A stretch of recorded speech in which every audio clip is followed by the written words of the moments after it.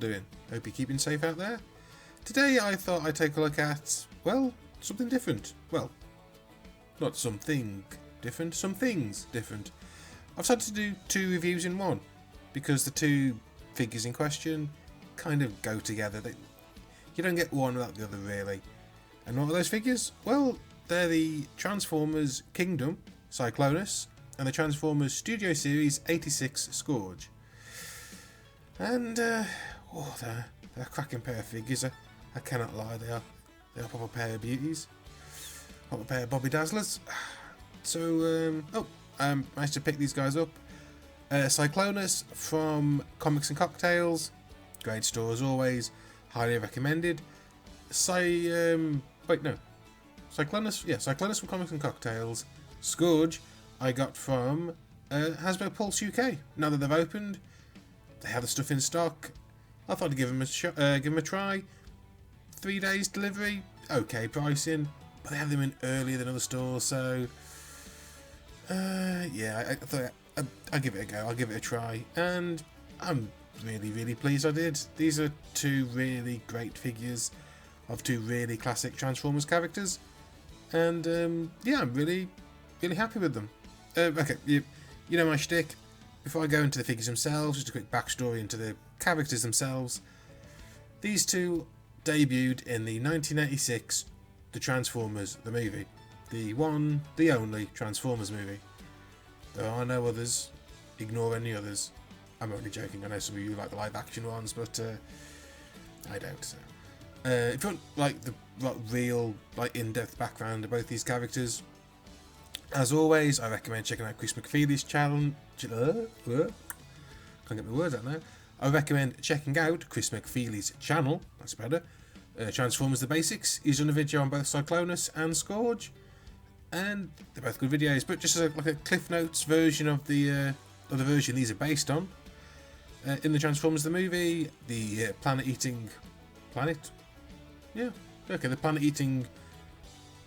gigantic Transformer Unicron took a dying Megatron, reformatted him into the slightly less than same Galvatron, and tasked him with destroying the Autobot Matrix. But he couldn't do it alone, so he also took the dead bodies, or nearly dead bodies, of Thundercracker and Skywarp, reformatted them into 2 new servants for Galvatron, Scourge and Cyclonus.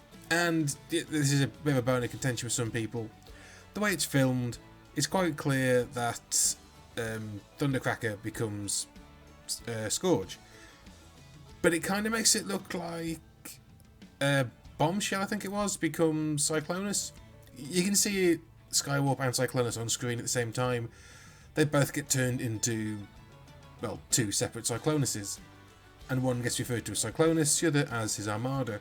But considering the fact that the colour schemes are the same as Thundercracker and Skywarp, when they appeared in the Transformers toy catalogue, they replaced Thundercracker and Skywarp, and that other Cyclonus vanished, and we ended up getting an extra sweep because Unicron made a bunch of copies of Scourge to be his troops. I think it makes more sense that Thundercracker became Scourge, the Insecticons became the sweeps, and Skywarp became Cyclonus. It's really the best explanation for it. But they were in the movie. After the movie, they were in the 3rd season. 2 really great characters. They sort of played the joint roles of lieutenants. Cyclonus was really memorable. He had some great episodes. He was kind of like the counterpart to Ultra Magnus, say, and Scourge led his sweeps basically to be not the Seekers. They were the army. They were they were the bodies of the G3 Decepticon army. But they were really cool. They didn't just also appear in they didn't just only appear in the cartoon. They were also in the comic books, the UK and the US ones, where they were a pair of time travellers from the future, kind of bumbly, but I actually really liked them back in the day. They were kind of cool. They didn't have the best of time as they were travelling back and forth through time, and they kind of caused a bit of trouble, but they're really cool. And one thing actually both these guys did in both the comics and the cartoons, which I really loved, they both became Target Masters. That's a gimmick. Headmasters and Target Masters are 2 of my favourite gimmicks like the Transformers series ever did. And these two having a pair of little transforming guns that turned into, well, Cyclonus had Nightstick, who he got on okay with.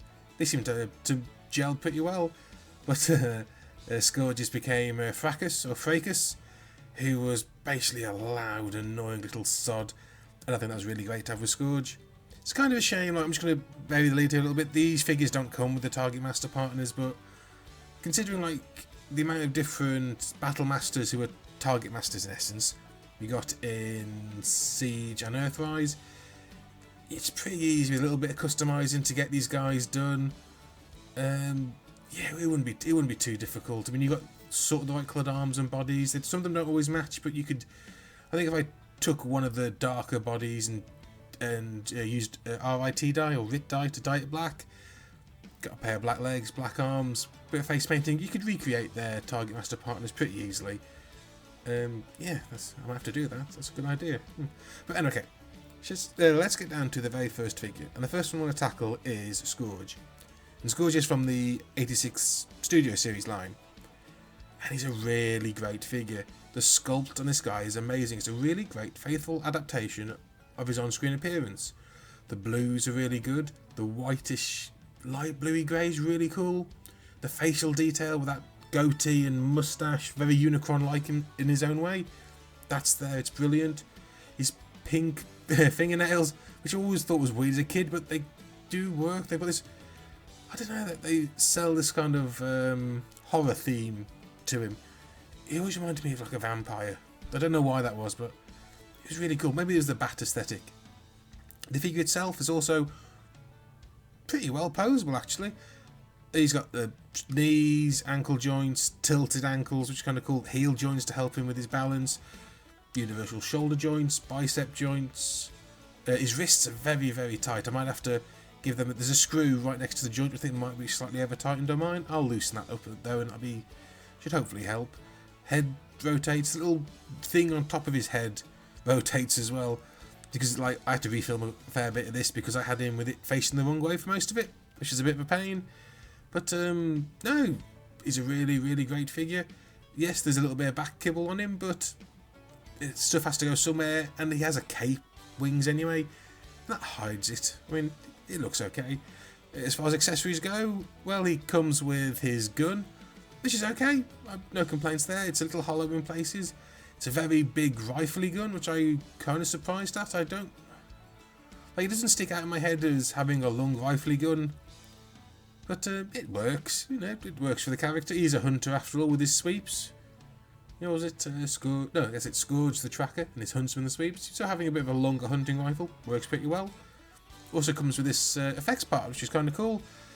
I don't know how well it really fits on this figure though. It's a bit.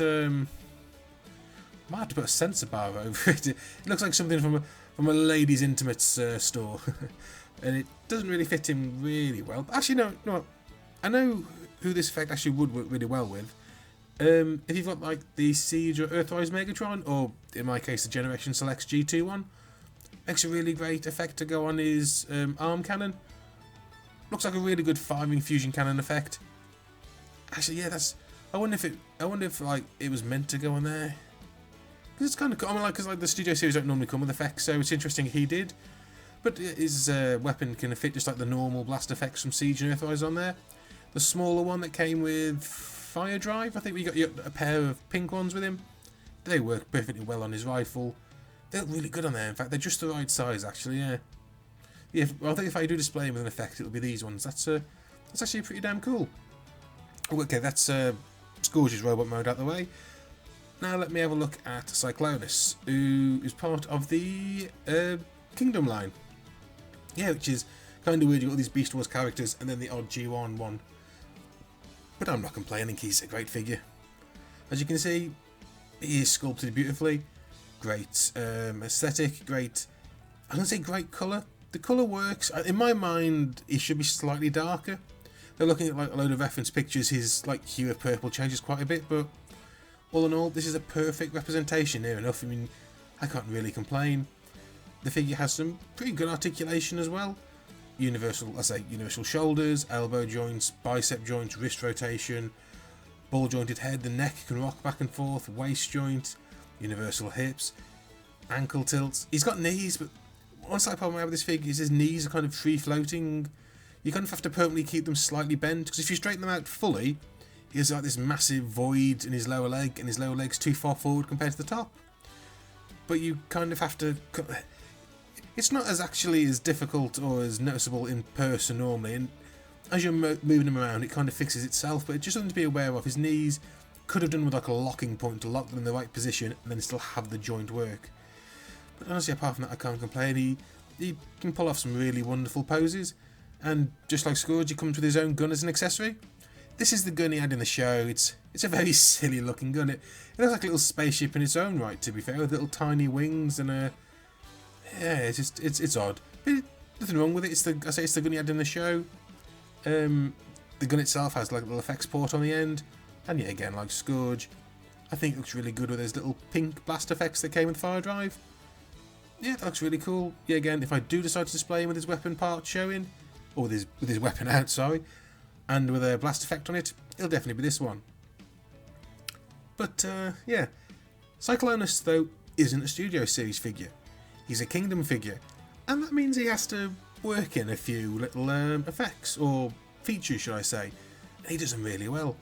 Yeah, in robot mode he's 3 of these little blast pimples on his body, so you can attach blast effects onto it like he's been hit, and these actually look really good. They're in some pretty decent places like chest, hip, the one leg, or the shin should I say, and they generally work really well. This is kind of cool. If you're the kind of person who just like to do like photography or filming with them, they do some really good places. But there's not only that, he's covered in like these 5mm ports, so if you want to go crazy, you can weaponize and load him out with all the stuff you can imagine. I don't actually have any weaponizers or fossilizers with me at the moment. I could quite easily see you sticking on things like say Brunt or Paleotrex on here as well, just to really send him through the roof in terms of like his weapon load out. But even just with these odds and sods, you can tell he's a really good, he's a really good figure. He looks really great with these parts on. Like, Hasbro, say what you will, they know how to get you to part with your money with a decent integrated play feature. It's just really, really cool. Okay, so those are 2 robot modes. Let me just compare the two to each other. As you can see here, Cyclonus is slightly bigger than Scourge, which is perfectly fine. He really should be bigger than Scourge. He's meant to be, say, a head taller.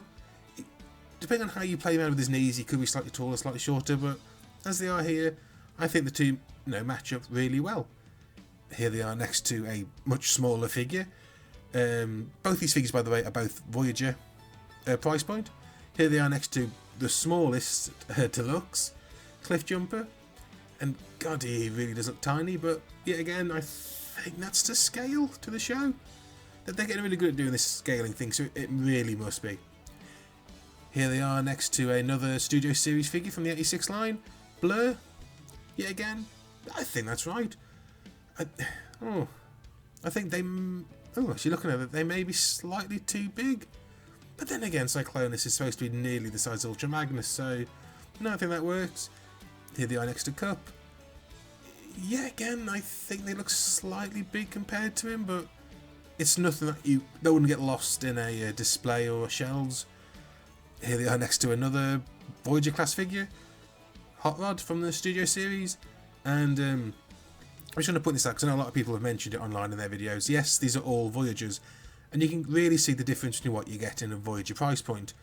I mean, Cyclonus is much larger than Scourge, definitely a lot larger than Hot Rod, but Hot Rod has more intricate transformation engineering than Scourge and Cyclonus.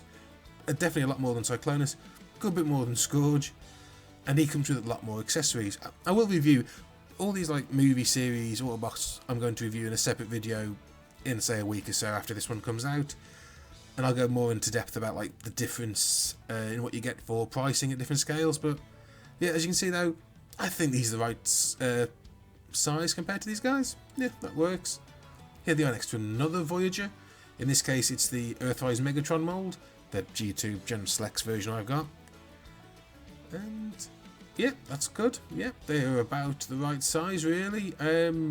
If he was a normal Megatron, I'd definitely say yeah, that's correct. Here they are next to Optimus Prime, leader class figure, a small leader class figure. Looks really cool. I think this is correct. Thinking back on like when have they ever appeared together? Probably in the... Yeah, it must have been the Rebirth and Return of Optimus Prime. Probably the only... Yeah, it must have been the only episodes they'd ever spend next to each other. Not including like Japanese stuff. Looks about right. And yeah, here they are with the big Leader Class Studio Series figure, Grimlock. I think this is correct. Yeah, it must be. Thinking back on it, yeah, this is... God, these figures look really good, don't they? So I'm just gushing over how good Grimlock looks and how good they are, really. I mean, these are great figures. And I know there's one thing I really should compare them to, which I can't at the minute because I haven't got them, is Kingdom Ultra Magnus. He's on the way. Mine was delayed by about 4 or 5 days, and I wanted to get this review filmed. But when I do the Autobots from the Studio Series, I'll also be reviewing him as well. Maybe, probably in the same video, maybe a separate one. But when I do, I will compare them next to Cyclonus and Scourge because they really all need to be together. Okay, so that's it for the robot modes. What about the vehicle modes? Well, up first is Cyclonus, and I'm not afraid to say this figure is plastic witchcraft. I can't believe that this vehicle mode comes from that robot mode. I mean, the telescoping of the front of the vehicle, that's several parts which concertina into each other. This is mass shifting. As I said, witchcraft here. And it's beautiful. I mean, it's a really faithful representation of his vehicle mode from both the movie and the TV series. Even the red of the cockpit area where Galvatron would sit, somehow shrinking down to tiny when he was in there. Or he got big. It's very weird, actually. He both appeared as if he had a tiny Galvatron and as if he was a giant vehicle, sometimes from shot to shot. But anyway, this is a beautiful rendition of that vehicle mode. I mean, the sweeping wings, the 4 engines, those little tiny wings at the top, just that long nose cone. It's brilliant, and it's really securely fastened together. I have no worries about this thing flopping apart or anything. Everything's tabbed in really securely, in fact, and has a little flight stand port at the bottom, which is really cool. I kind of wish Hasbro sold flight stands like with them, but yeah. Here's a port on top, by the way, so you can fit his weapon on there. It looks okay, but it really makes me yearn for them actually putting on a having him come with a target master. Sorry, my mind went blank then, thinking, yeah, I really wish he had his target master on top. But he's got the port there, so if I do make one from a battle master, I know he'll fit on there. One thing really cool, actually, around the back, all 4 of his exhausts or thrusters, all blast effect part compatible, and I happen to have 4 of those pink ones that came with fire drive, so it looks really cool with his engines firing off and him going through space. I mean, it's a really great visual. But that's not all. Not the only place you can put things. He has even more 5mm ports in vehicle mode, so you can really arm him up again, or do whatever you want with him. Throw a couple of cheeky guns under his wings, a couple at the back, a radar dish or gun at the top. It's really cool, the number of things you can put on this vehicle, or just put on this figure in general in either mode. I really love that Cyclonus figure, or this Cyclonus figure. It's amazing. Now, Scourge is a good vehicle mode. I'm just gonna say, he looks good. He's his classic hover boat spaceship mode.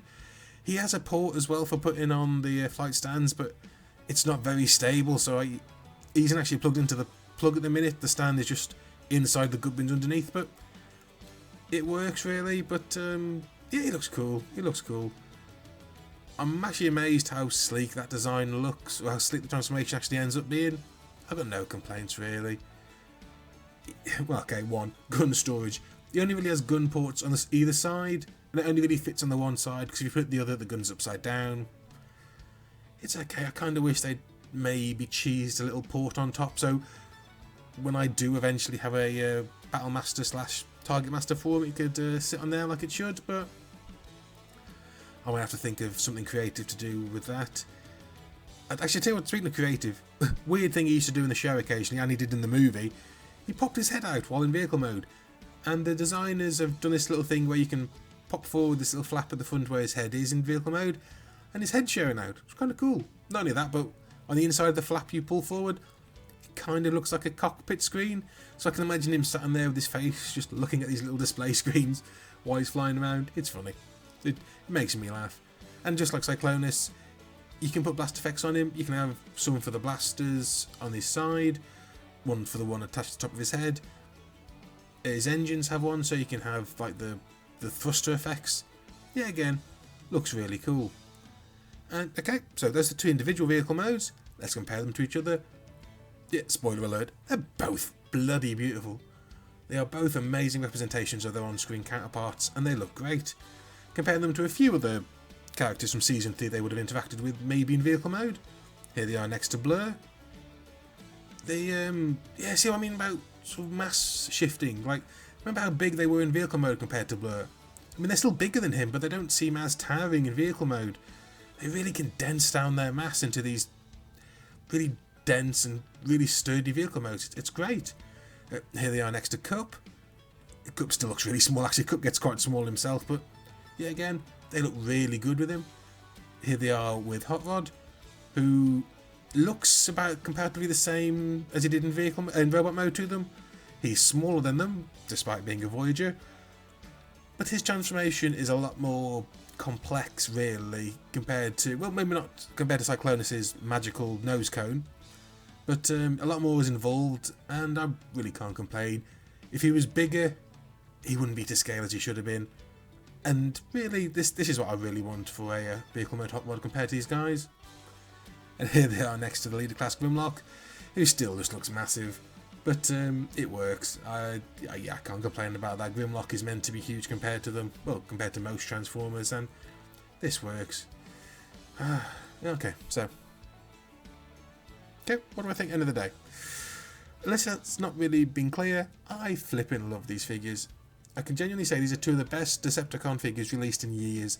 If you can get them, get them. They're still available on Hasbro Pulse. Most online retailers like Comics and Cocktails and Demand have them in. Kapow has them in. If you can get them, get them. Add them to your collection. They're amazing. I will hopefully be making my own Target Masters for them. Yeah, I really need to. That's probably my favourite look, is the Target Master look. Well, okay folks, that's it. Hope you've enjoyed this review. As always, if you can leave a like, a comment, and if you've not subscribed already, please subscribe for more of this rather mediocre content. And yet again, as always, until next time, stay safe, stay sane, and keep on rolling. And I'll see you all next time. Ta-da!